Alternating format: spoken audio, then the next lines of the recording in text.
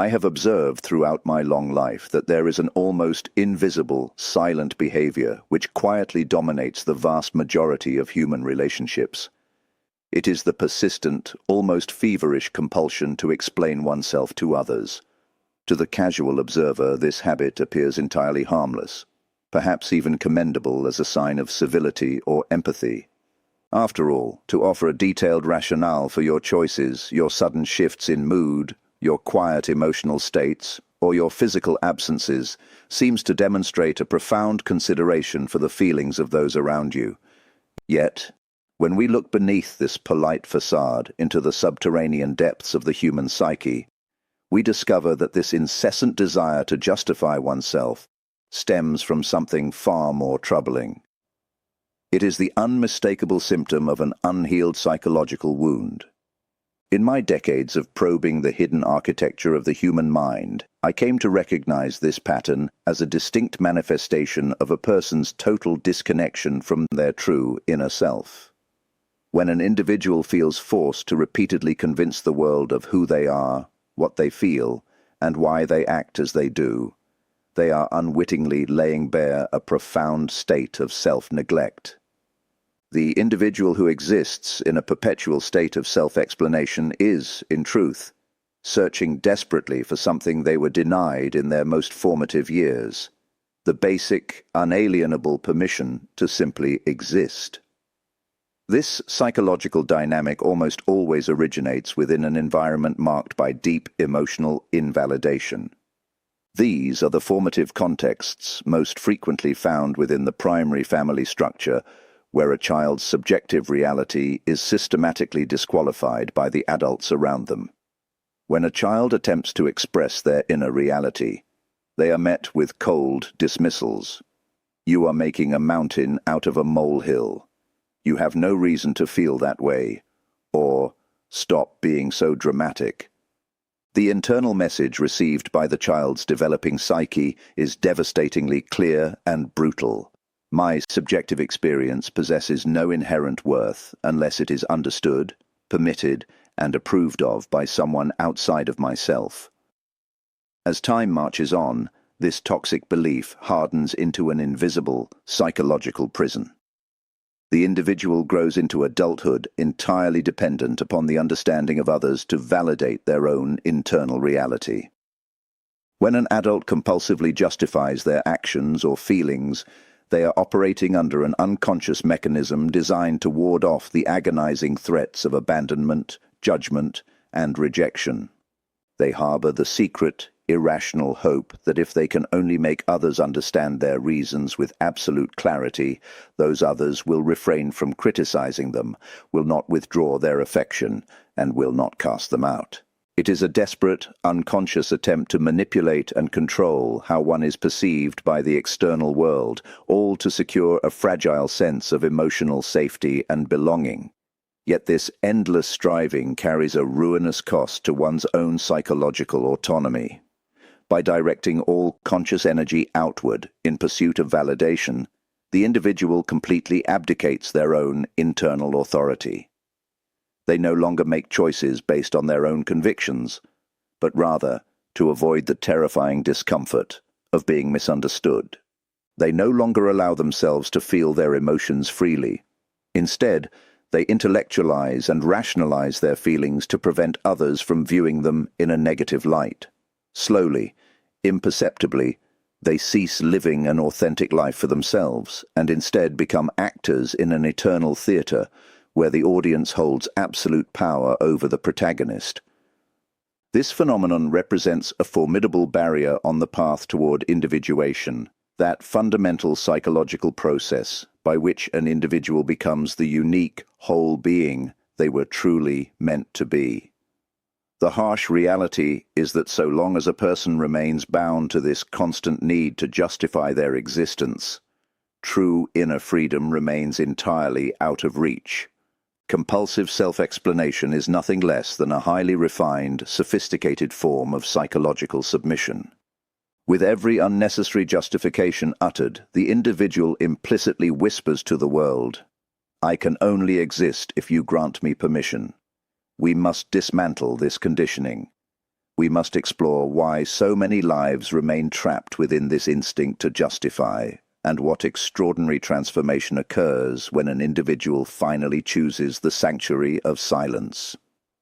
When a person decides to stop explaining themselves, the psyche, which was once bent double under the weight of external opinion, begins to rise.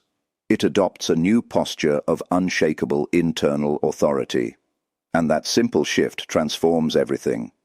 Behind this overwhelming impulse to offer an explanation lies something far deeper than mere social conditioning or a desire to maintain harmony. It is a fundamental psychic wound embedded directly into the core of one's identity. This compulsion is not merely an annoying behavioral habit. It is a clinical symptom reflecting an ancient, buried conviction within the unconscious mind that one's life lacks inherent value until it is sanctioned by an external judge. Consider how this wound takes root in early childhood. When a young child experiences profound sadness and is told they are merely being sensitive, or when they experience righteous anger and are labeled malicious or difficult, or when they express genuine fear and are met with irony or disdain, their fragile psyche absorbs a dangerous lesson. My instincts are faulty. My feelings are wrong. I must rely entirely upon the judgments of others to know what is real. To survive in such an environment, the child constructs an elaborate psychological defense mechanism. They learn that if they can articulate their inner world with enough clarity and persuasiveness, they might avoid being punished, ignored, or mocked. Thus, a tragic behavioral pattern is forged.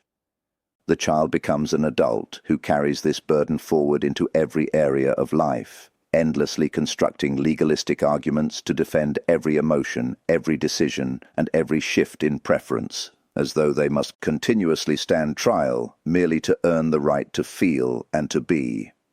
At the very root of this injury lies the total erosion of internal authority. The individual no longer views their own lived experience as valid in and of itself. They become entirely addicted to the external gaze, relying on the eyes of others to confirm whether their internal life has any legitimate right to exist. This creates a state of perpetual psychological servitude. Self-worth is no longer constructed from the firm bedrock within, but is instead built upon the shifting, treacherous sands of external approval. What makes this dynamic so dangerous is that it operates almost entirely beneath the threshold of conscious awareness. Those trapped in this cycle rarely realize that they are engaged in a relentless effort to prove the logical validity of their emotional life to people who often have no interest in understanding them anyway. Yet beneath every rationalization lies a profound, terrifying secret. The deep-seated fear that if they show up as they truly are, without disguise or defense, they will be discarded by the world. An individual must eventually confront this inherited, oppressive, internal structure. Until a person gathers the courage to face this psychological framework, they remain a mere puppet to the values, judgments, and expectations of others, values that were often absorbed uncritically from childhood authority figures such as parents, teachers, or societal leaders. They live not as an original creation, but as a pale reflection of what others consider acceptable. This habit of compulsive explanation is, at its core, a form of profound self-abandonment. It is the act of betraying one's own immediate, instinctual truth, simply to render it more palatable to those around us. The true work of healing begins at the exact moment we recognize that we no longer need to request a permit to exist. Your emotions, no matter how intense, chaotic, or incomprehensible they may seem to the outside world, do not require an intellectual defense to deserve their place in your psyche. Yet, this awakening is rarely painless. When an individual begins to restrain the urge to justify themselves, the immediate silence that follows can feel deafening and deeply unsettling. It exposes the vast emptiness left behind by the absence of a genuine internal authority. Compulsive self-explanation is a continuous, subtle act of self-betrayal. It is a quiet, imperceptible erosion of the soul, but its corrosive effects are absolute. Every time an individual alters their words to avoid causing slight discomfort, every time they suppress their true emotions to maintain a superficial harmony, or every time they abandon their genuine aspirations to avoid the judgment of the crowd, they step further away from their own core. They are abandoning their personal truth. This inner betrayal rarely occurs through a single explosive event. Rather, it happens through 1,000 tiny, everyday concessions. It occurs when you force a laugh at a joke that offends your spirit simply to appear agreeable. When you utter a polite yes, while every fiber of your being screams no, out of a fear of being perceived as selfish. When you reframe your deep grief as mere physical exhaustion because you refuse to be a burden. Or when you disguise your valid anger behind a mask of cold rationality because you fear being labeled emotional. With each of these microscopic compromises made in the name of social acceptance, a fragment of the soul is left behind in the dark. This behavior is a direct manifestation of an ego that has broken away from its true anchor in the self. The ego, which ought to serve merely as the functional center of conscious awareness, becomes a desperate servant to the opinions of others. It continually reshapes its contours to become whatever the surrounding environment demands. In this relentless adaptation, the individual loses all contact with their instinctual nature. They stop trusting their intuition, they doubt their genuine feelings, and they view their own deepest motivations with suspicion. Paralytic self-doubt moves in to occupy the space where quiet self-trust once resided. This process of self-abandonment is particularly insidious because our modern social structures reward it. Society praises those who adapt seamlessly, those who smooth over potential conflicts, those who explain themselves away, and those who prove easy to manage. But behind this mask of social harmony lies an overwhelming emotional exhaustion, the profound fatigue of a human being who has spent a lifetime living for others while becoming totally deaf to the quiet whispers of their own soul. This form of internal fragmentation is one of the primary causes of psychological neurosis. When the conscious ego strays too far from the self, the divine center of psychic wholeness, the unconscious mind reacts by producing symptoms. Chronic anxiety, existential dread, pervasive feelings of emptiness, an inability to make basic decisions, and a crushing sense of low self-worth are not random afflictions. They are the alarms raised by a soul that is screaming to be heard after decades of being silenced for the sake of social convenience. We must confront the fundamental question: whose life are you living? So long as you look to external approval to validate what you think, feel, or do, your existence remains nothing more than a performance, an edited, curated version of a reality that is not truly yours. You remain a minor character in the stories of others, never the author of your own destiny. The only pathway out of this cycle of self-betrayal is to reclaim your internal authority. It is the arduous work of holding fast to your internal truth even when those around you fail to comprehend it, even when it creates awkwardness, and even when it violates the expectations of the collective. This is the true beginning of individuation, the willingness to become whole, even if it means disappointing the world. For true psychological freedom can never be granted by social acceptance or external understanding. It emerges exclusively from within through the cultivation of internal authority. This represents an individual's capacity to validate their own subjective experience without needing a second opinion. It is that crucial developmental threshold where you cease asking, "Will they understand what I am feeling?" and instead declare internally, "It does not matter whether they understand. This is real for me." Internal authority is the direct polar opposite of compulsive self-explanation. While the latter is rooted in deep insecurity and the frantic need to defend every step to be allowed a place at the table, internal authority rests upon the quiet conviction that your truth requires no negotiation. This shift is not a mere intellectual trick. It is a radical, existential transformation. The center of gravity within the psyche shifts permanently away from the chaotic periphery of external opinion back to the quiet center of the self. This transition demands immense courage. To stop explaining yourself means stepping directly into the path of your deepest fears. The fear of abandonment, the fear of isolation, and the fear of being cast out by the group. Individuation invariably requires us to walk through the desert of inner solitude. It is that moment when, for the first time in your life, you can deliver a firm no without offering a soothing justification. When you allow yourself to change your mind without constructing a defense. When you walk away from a conversation without explaining your departure, not out of hostility or arrogance, but out of the simple realization that you owe no one an explanation for existing. To possess internal authority does not mean becoming cold, aloof, or closed off from genuine human connection. On the contrary, it means you no longer approach others as a beggar pleading for understanding.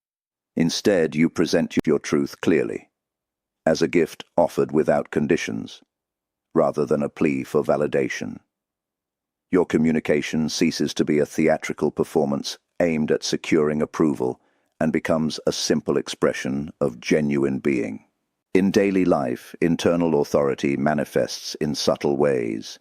In the absolute quiet maintained in the face of an intentional provocation, in the quiet firmness that says, "That does not work for me," without adding a long list of excuses, in the refusal to participate in subtle psychological games where you are expected to justify your values, and, above all, in the capacity to sit comfortably with the awkwardness of being totally misunderstood by others, while remaining entirely intact within yourself. This is the moment when an individual stops outsourcing their sense of personal worth and recognizes that it can only ever be generated from within. It marks the death of the conditioned self, that fearful aspect of the personality that lives merely to please, and the birth of a grounded, autonomous human being. This newly discovered posture will rarely be celebrated by everyone in your environment. The quiet silence that emanates from internal authority tends to deeply disturb those who are accustomed to your compliance. People who previously drawn sustenance from your self-doubt will suddenly feel a loss of control. Those who rely on emotional manipulation will find themselves utterly disarmed. Relationships built on unequal power dynamics will inevitably begin to fracture and collapse. When silence springs from deep personal integrity rather than passive aggression, it becomes one of the most potent, transformative forces in the human mind. Silence is not a vacuum or a lack of response. It is the active presence of authority. When you refuse to justify yourself, you do not merely avoid a petty argument. You permanently dismantle an entire apparatus of psychological control that previously fed upon your need for approval. This quietness is deeply unsettling to those who expect you to bow, to appease, and to reframe your reality to suit their comfort. They will often interpret your lack of explanation as an act of hostility or cold defiance.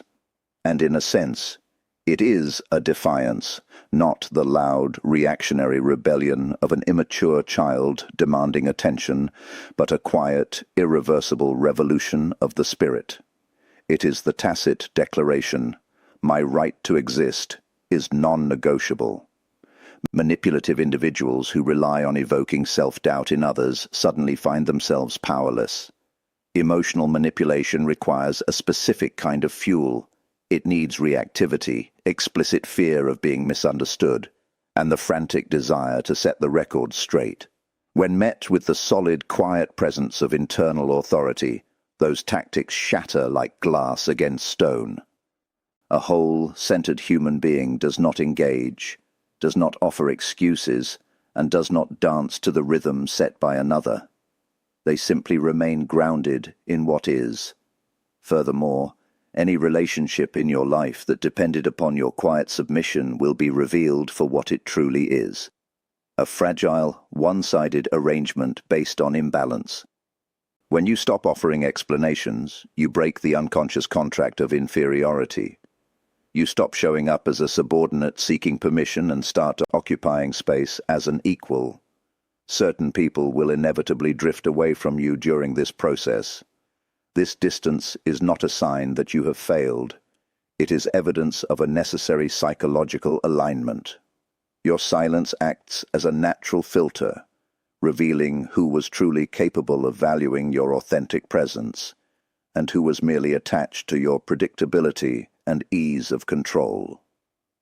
The path of individuation frequently demands such painful ruptures.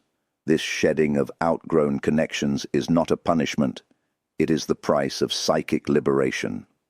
As you stop defending your boundaries, your choices, and your preferences, you clear the space necessary to attract connections built upon mutual reverence rather than fear and codependence. Yet you must prepare yourself for the internal struggle that inevitably accompanies this choice. In the beginning, your own mind will rebel against this silence.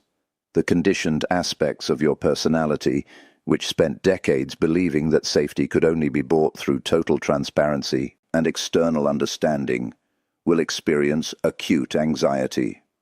A desperate inner voice will urge you to yield, to offer just one more explanation, to smooth things over just one last time.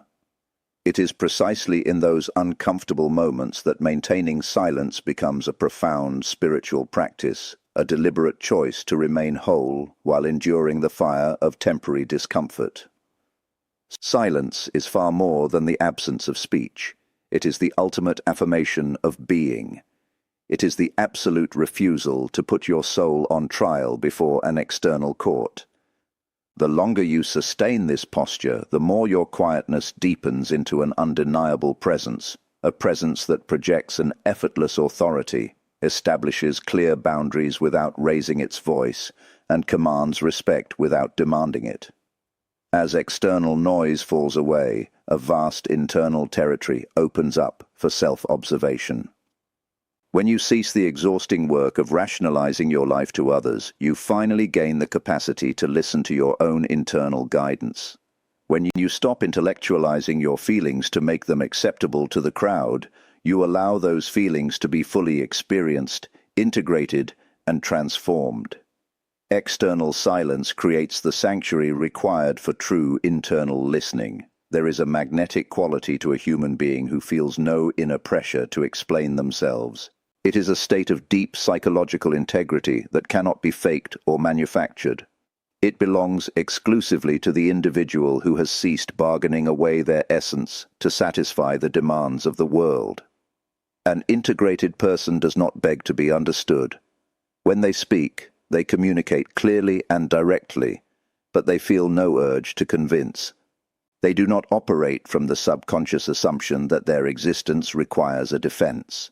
Their words carry weight because they originate from a solid, immovable center rather than a hidden void. The world treats a person in precise accordance with how that person treats themselves.